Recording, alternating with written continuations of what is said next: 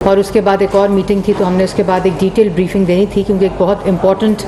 آج کابینہ کے اندر فیصلے ہوئے۔ سب سے پہلے کابینہ کی میٹنگ میں وزیر اعظم شہباز شریف صاحب نے کابینہ کو جو ابھی حالیہ ان کے سعودی عربیہ کے اور UAE کے دورے تھے اس کے بارے میں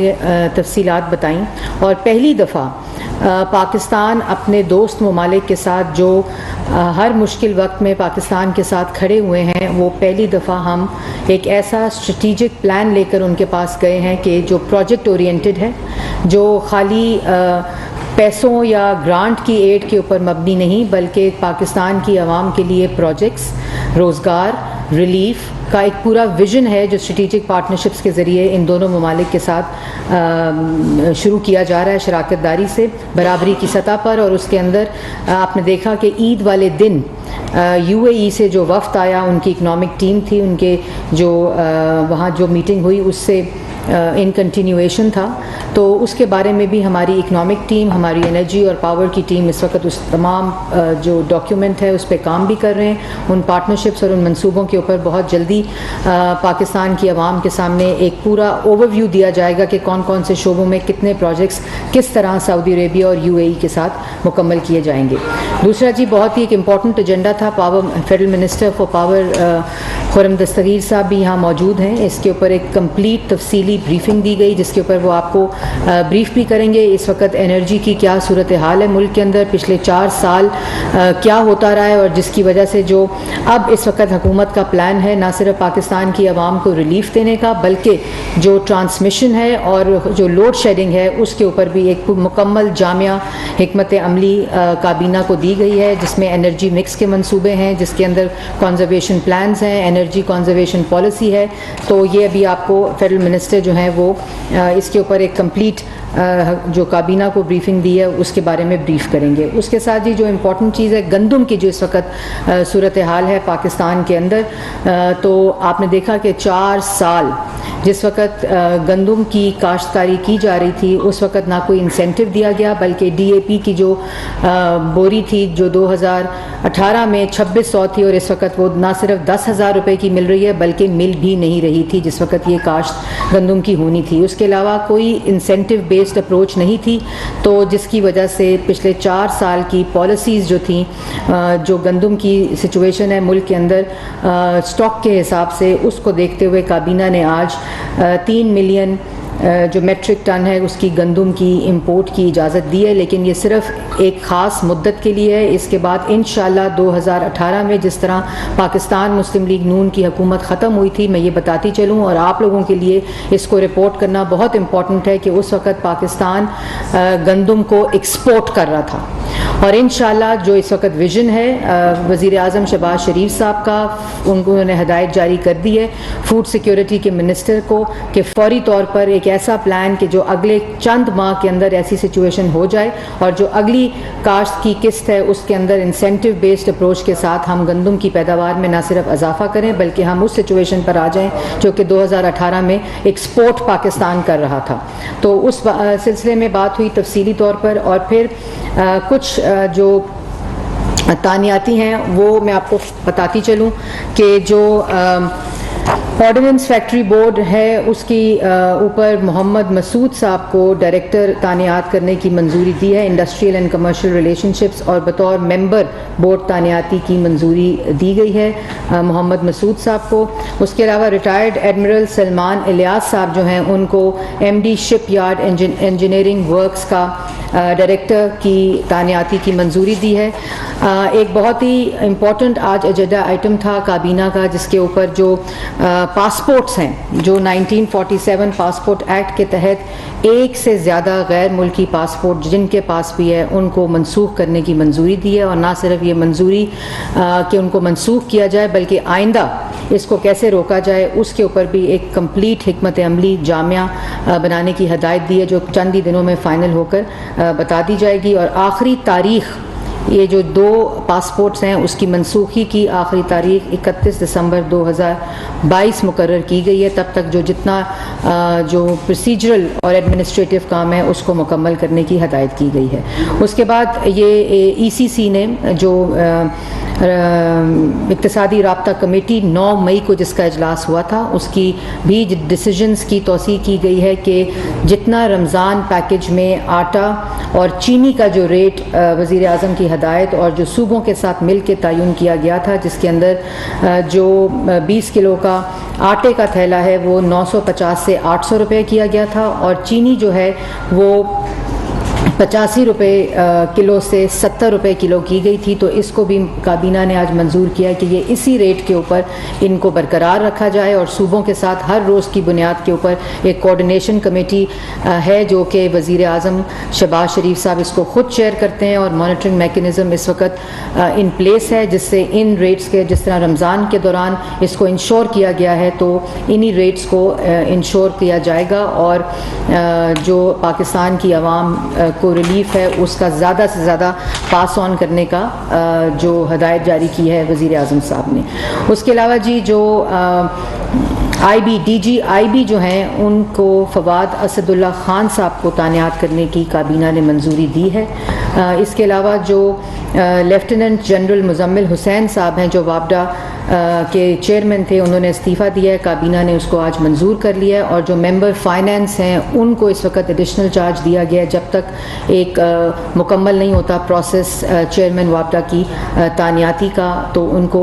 اس وقت ہم نے چارج دیا ہے۔ تو یہ تو تھے جو ایجنڈا آئٹمز آج کے کابینہ کے تھے۔ اس کے علاوہ جو پنجاب کے اندر اس وقت آئین شکنی ہو رہی ہے، اور 3 اپریل سے لے کر 11-12 اپریل تک کی جو قسط ہے اس کو عمران خان صاحب کی طرف سے دوبارہ دہرانے کی جو ایک سازش ہے، اور جو آئین پر حملہ، پارلیمان پر حملہ اور آئین شکنی کا جو ایک پورا تسلسل ہے وہ جاری ہے، اور آئین شکنی کر کے اس کے اوپر غنڈہ گردی بھی شامل ہے۔ اس کے اوپر آپ کو لاء منسٹر اعظم نذیر طاہر صاحب جو ہیں ایک تفصیلی بریفنگ بھی دیں گے کابینہ کی طرف سے جو منظوری دی گئی ہے، اور جو دونوں وزراء میرے ساتھ اس وقت تشریف فرمائے، میں اعظم نذیر طاہر صاحب کیونکہ ان کا نیشنل اسمبلی میں ایجنڈا ہے سیشن کے اندر، تو اگر وہ بریفنگ دیں اس کے بعد پاور کے اوپر آپ کو فیڈرل منسٹر صاحب بریفنگ دیں گے۔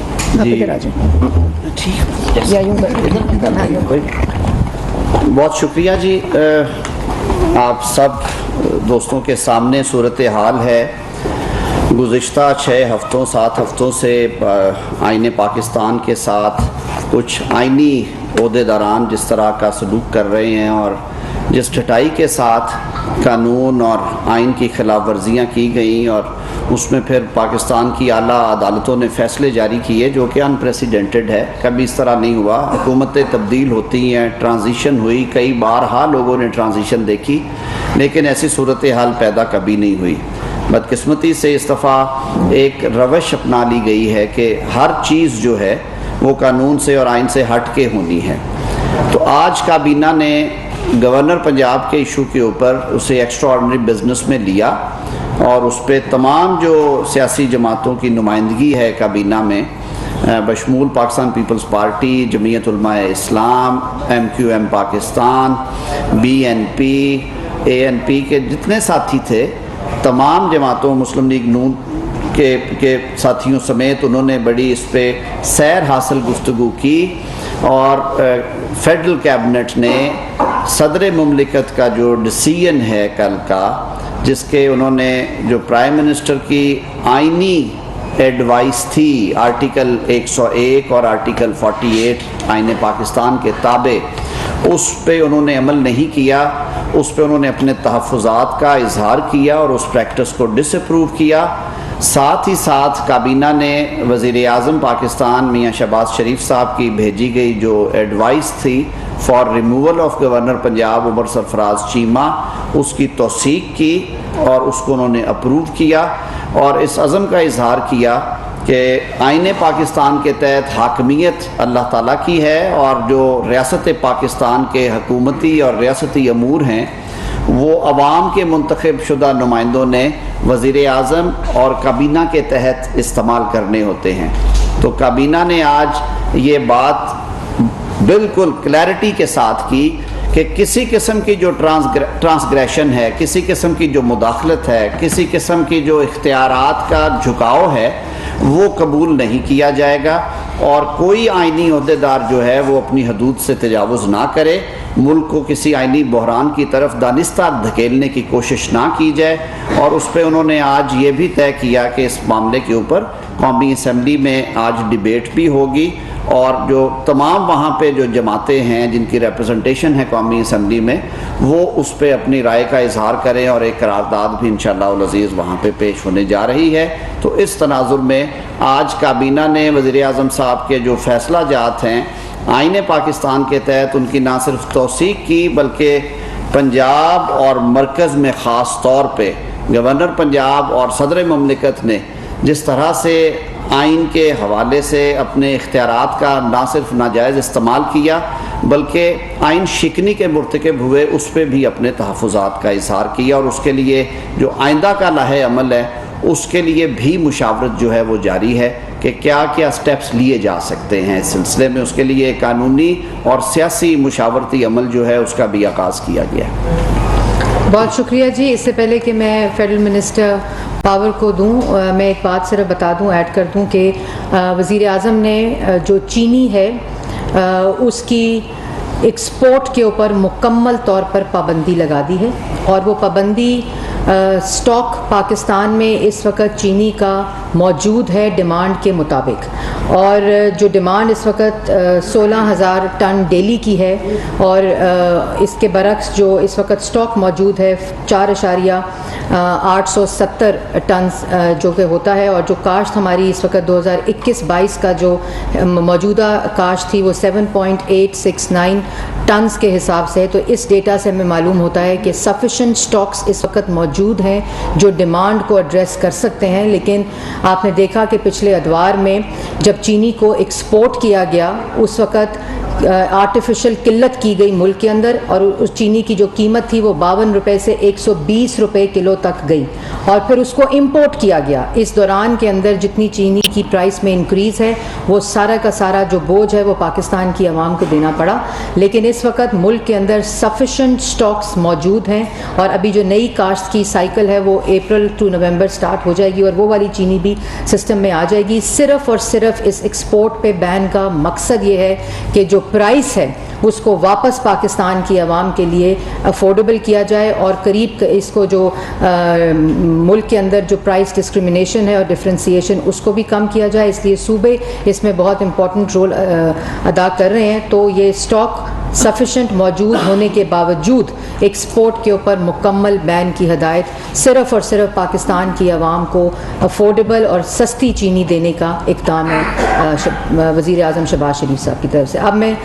فیڈرل منسٹر خرم دستگیر صاحب سے کہوں گی کہ وہ ایک کابینہ کے اندر جو فیصلے ہوئے ہیں اس کے بارے میں بتائیں۔ بہت شکریہ جی۔ بسم اللہ الرحمن الرحیم۔ کابینہ میں آج وزارت توانائی